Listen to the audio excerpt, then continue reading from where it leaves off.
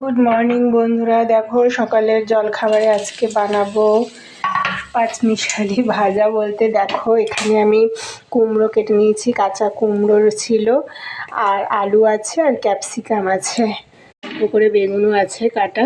তো আমি চলো এখন এটাকে ভেজে নেওয়া যাক। কড়াইতে দেখো তেল গরম হয়ে গেছে, শুকনো লঙ্কা ফোড়ন দিয়ে দিয়েছি, দিয়ে দেবো একটু কালি জিরা,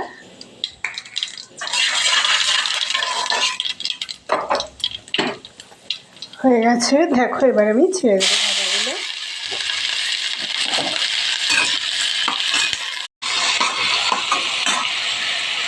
দিয়ে দেবো কেটে রাখা বেগুনটা,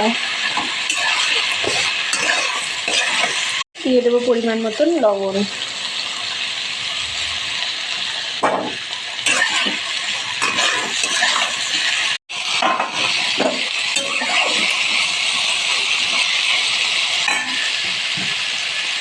দিয়ে দেবো পেঁয়াজ কুচি, লঙ্কা কুচি,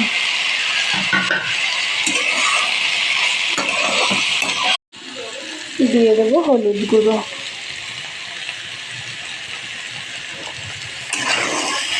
দেখো বন্ধুরা, ভাজা আমাদের পুরো কমপ্লিট হয়ে গেছে, এবার আমরা নামিয়ে নেব।